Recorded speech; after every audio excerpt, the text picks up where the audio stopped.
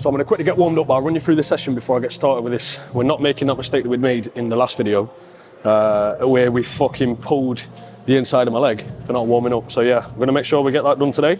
But yeah, in today's plan, the way that we're going to be running it, once I've warmed up, crunch machine, which is just down there, 3 sets of that, anywhere between 15 and 20 reps, 20 reps, get the core nice and warm, get it engaged.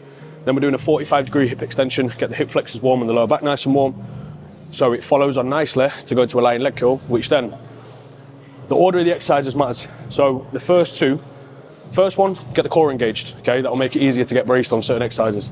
45-degree hip extension, get the hip flexors warm, get the glutes warm, and get the lower back warm. So then when we move on to the next exercise, which is the lying leg curl, you'll be able to sit yourself into the machine, brace your core, keep your hips nice and tight, and keep your glutes engaged so you can focus and prioritize the hamstring.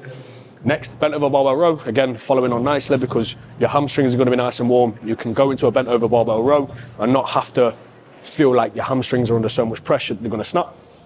Nautilus row, which is just a standard horizontal row.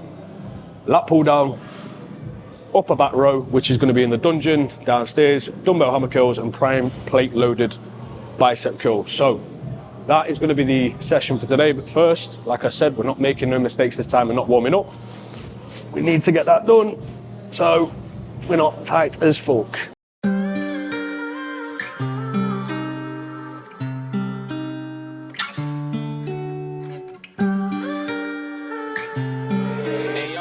So like I mentioned, getting started with the ab crunch machine, mainly down to the fact just to get myself, one, to make sure I'm doing abs, because you ain't ever going to do them at the end of the session, and second, to get the core engaged, get it engaged so you can use it for the rest of your session.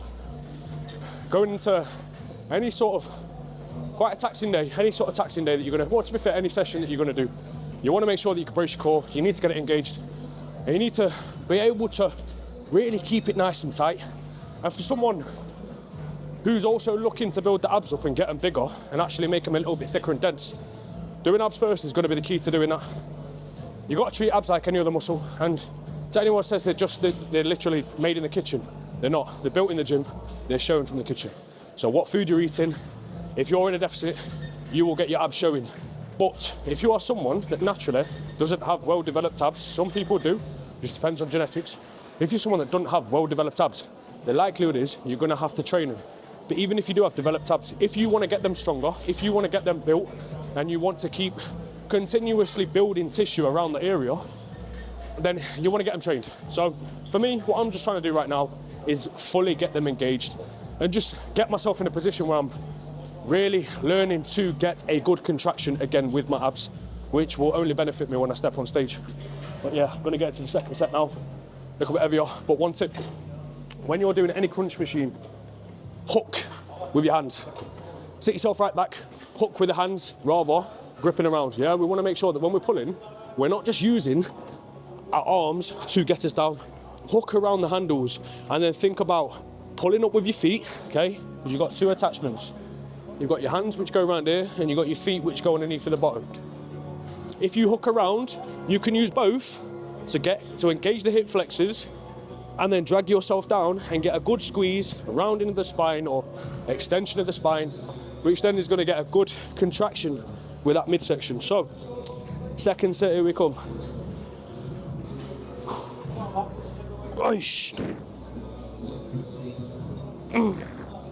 Like I said, do not drag with the hands.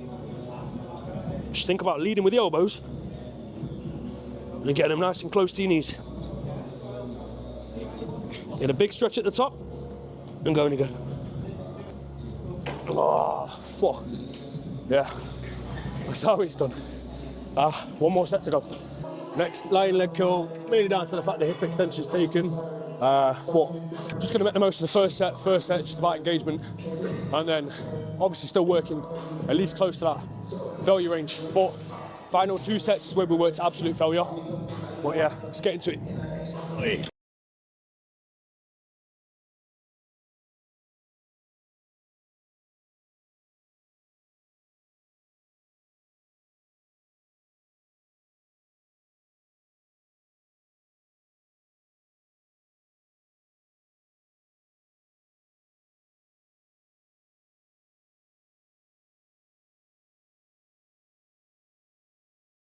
undershot it a little bit with the weight there. Could have gone a little bit heavier, but it's the first time really doing this session and having lying leg curls a little bit so early on. So normally have it at the back end when my legs are fucked anyway. So trying it earlier on means they're a bit fresher. Don't really know what load we actually can lift without reaching fucking failure. So yeah, quite a few more reps there than I wanted. But next, bump it up by 2 plates, 48 kilos. But yeah, little tip when you're doing a lying leg curl. You'll see it sometimes where people will jerk it up. When I say jerk it up, they're swinging the pad up. The pad's leaving the legs, it's leaving their ankles. And then they're going to get a lot of back pressure or pushback from the pad itself. That instantly in itself, what people tend to do there, hips raise off the pads, core goes loose. The pad's instantly going to try and push them back down. They're putting a lot of tension. We are putting the tension on the hamstring, but they lose that element of control when it should be an aggressive press up, but to a point where the pad don't release off the ankles. So you can get a good squeeze at the top, even if you only pause for half a second, and then you control it back down and get a nice big stretch at the bottom. Yeah, slight little pause, and then go back again. You don't need to pause every single time. It's just something to be able to activate the muscle. We're a little bit longer, but yeah, we're going to get into the second set in a minute and see how this one's looking.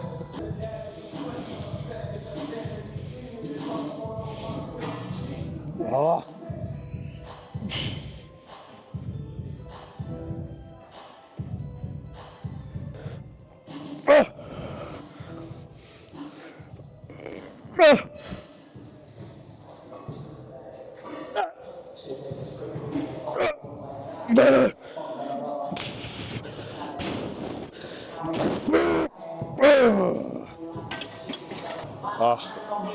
Yeah, not bad. That's what I wanted. Fucking hell.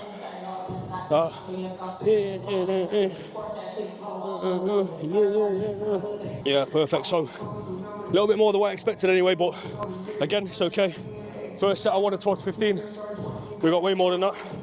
So we know for next time, don't start there, you twat. Second set, aim for 10 to 12, 13, 14 I think. So 48, say 14. Next one, 35, 8 to 10. So yeah, get that done next. Yeah, 8 to 10, come on.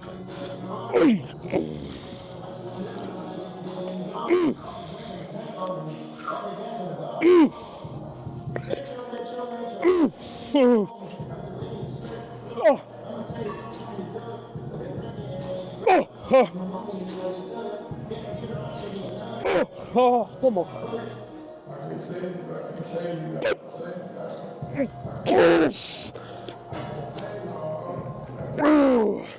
7.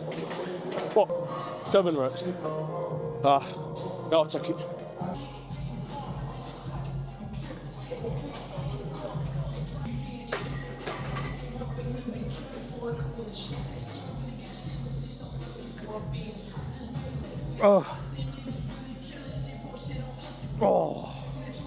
Oi. Variations of that. Got a hip extension, and you got a hyperextension.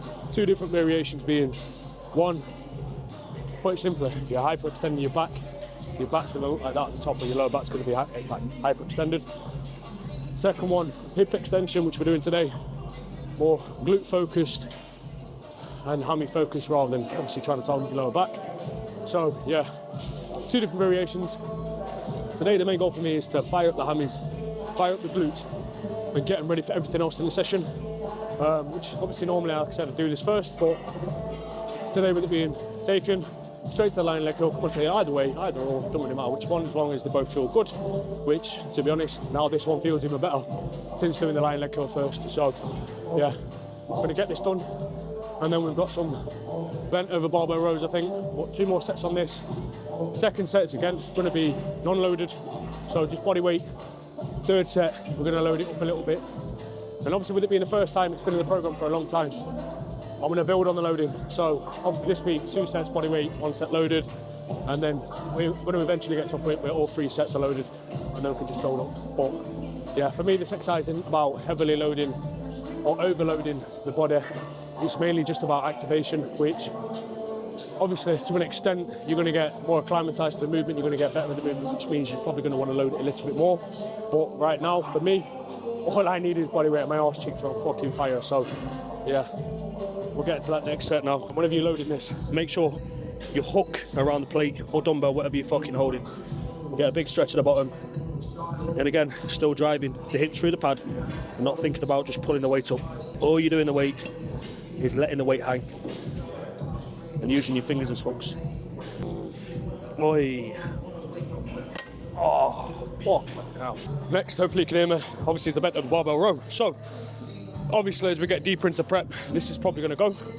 But whilst I've still got stability, whilst I've still got a decent amount of body fat, we can get away with it. So, it'll only really need to go when the fatigue that it's causing is probably gonna be a little bit more than the actual benefit that I'm getting from the exercise. But for now, get away with it. So we'll start with just a bar, get a nice feel for it, and then we can start loading it from there.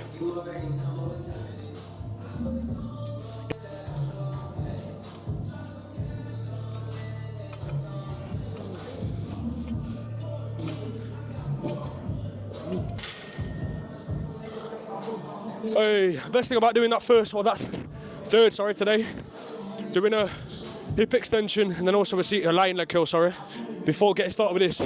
Glutes, the hamstrings are all fired up. If you just went straight to this first, what you're gonna find is your hamstrings and your glutes are gonna be so tight and you ain't gonna be able to get anything from it. So doing them first, even if it is just a normal pull day and you're not doing any posterior work really, you're not trying to focus on the hamstrings, then you'll benefit from it. So even if it's just to engage them and get them warm, then honestly, it's a game changer before you do any sort of bent over row.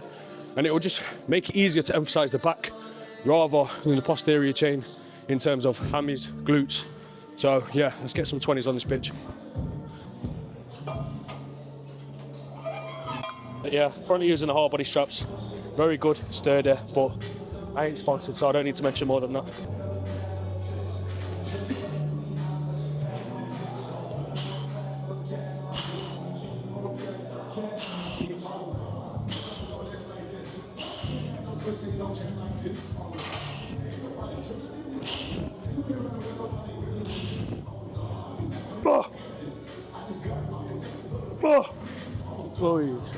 Let's get some more weight on there.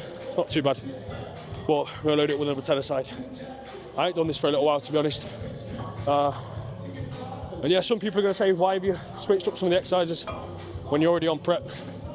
Well, this thing is that I want to make sure that I'm at least aiming to hold and develop whilst I'm going to the show, or before I actually get on stage. And obviously with PEDs being involved, the likelihood of still growing into the show, and with the time frame that we've actually got, it's still possible. So I want to make sure that no stone's left unturned and we don't miss out on some of the key lifts that's going to allow me to stay nice and strong in certain areas and actually have a well-rounded balanced physique, and obviously not avoiding the fucking hard stuff. Into the next step we go, 8 kilos. Ah.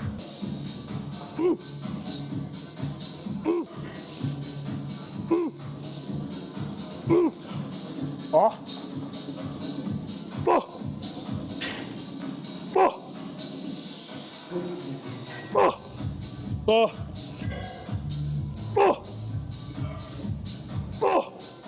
Oh. Oh. Oh. Look a bit weaker on that. Oh, that needs work.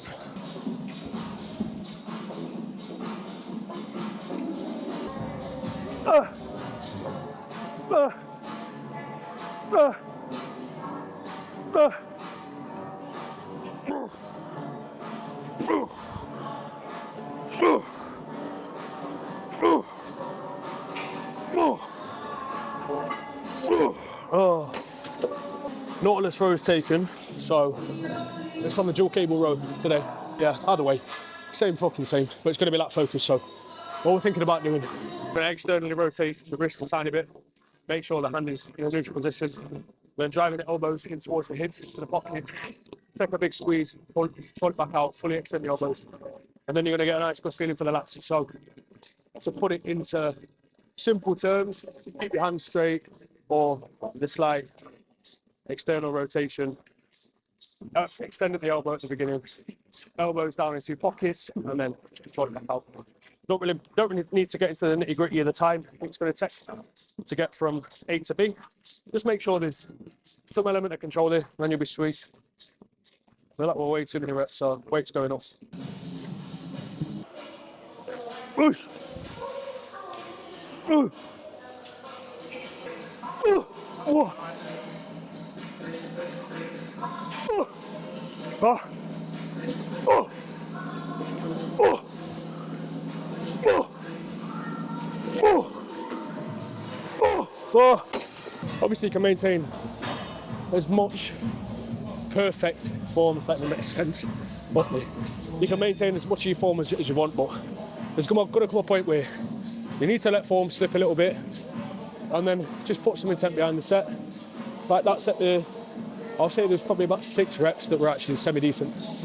And the rest, a little bit shit. So, but I'm mad about that? No. At the same time, I'm still putting the muscle through stress, a little bit of stimulus, not swinging too much. And that's going to be the main point that I want to take into account within any set. Is it safe? Am I doing it properly for the most part? Am I getting a good connection with the muscle group I'm trying to work? If the answer is yeah, then happy days. If it's not, then obviously we need to drop the load a little bit and then go back into it again with a little bit more focus on the actual rep quality. But yeah, that was the 3rd set. I'm not overall mad about that, to be honest, but want the best set, want the worst. Sometimes good, sometimes shit. But yeah, next one that we got is a lat pull down. So I'm going to get into that now. Thank the Lord for the fact that I did fucking cardio this morning. All right, lat pull down time. Tip when you're wrapping wraps around the bar, you want to make sure that the wraps are going against the grain. So if your hands are over the top, you want to wrap underneath. Makes it a lot easier to keep the wraps locked in around the bar. Oh. Oh. Oh. Oh. Oh. So we're going to move on to some arms next. So I'm going to pull down. So just did 2 sets today because, to be honest, my fucking lats feel that fried. And I'm not really adjusting to the volume at the moment. So yeah, I'm going to do some hammer curls next. Did want to do the dungeon upper back row, but it's taken, so don't really fancy doing any of the ropes to the rest of them. Ain't the best. I do want to go into that. So arms first, hammer curls, and then we're going to get into some bicep curls on the prime machine upstairs.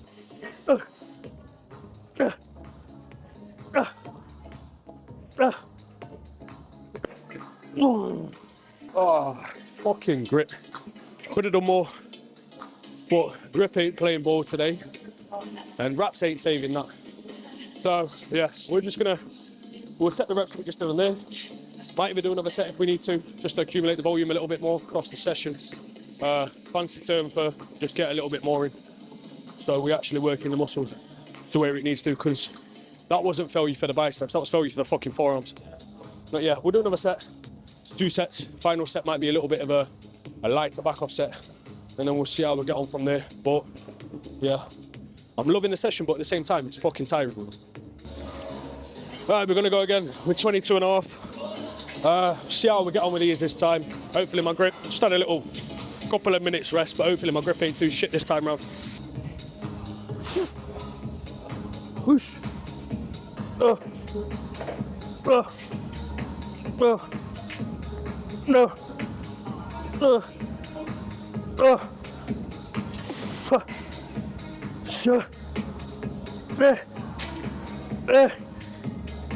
Fucking grip. Yeah, grip not playing ball today. You won't believe it, but the one muscle group, alright, to be fair, both muscle groups that I hate training, or that I don't like training, is going to be arms in general. Biceps, triceps, find it boring as fuck. But the one thing that I'm going to emphasise from now until prepping onwards is arm growth, is volume, and it's making sure that they get trained regardless of how I feel, because yeah, at the end of the day, you need to enjoy your training, you need to enjoy what you're doing. But you know what I enjoy more than just doing the exercises that I enjoy doing? Seeing a change, seeing growth. And sometimes you've got to put the emotions to the side when it comes to physique development and do the shit that you don't necessarily like doing, but also is going to get you some big bang for your buck. So a little bit more volume on biceps, a little bit more volume on triceps, which then, as a knock-on effect, is going to contribute towards better, stronger pull sessions, better, stronger push sessions, because I've got the surrounding tissue around my arms to be able to compensate for heavier lifts and heavier compounds, which has probably always held me back with certain lifts. But yeah, we don't need to go mega heavy, just need to work with again some decent intensity, working towards failure like you would have seen on that last set, and just giving it your fucking all in each set. Whether you enjoy it or not, sometimes you've got to put those emotions to the side and just get it done anyway. You've got to obviously get a good connection with the exercise that you're doing, but yeah, sometimes we need to do what needs to be done rather than what we always want to do. Because I'm sure a lot of you lot watching this don't like doing legs, but I'm sure, well, I'm hoping you still do some sort of leg day. Because if not, you're going to be walking around with some breadsticks, and you don't want that. But yeah, going to get into the second set now.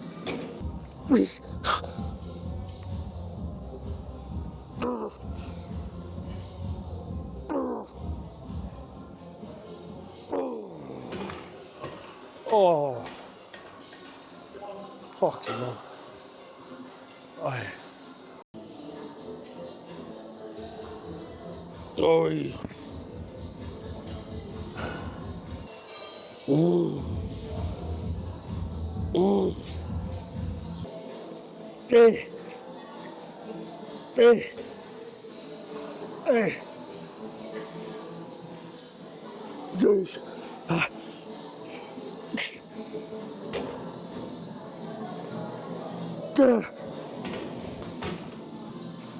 Ah, that's very good, yeah.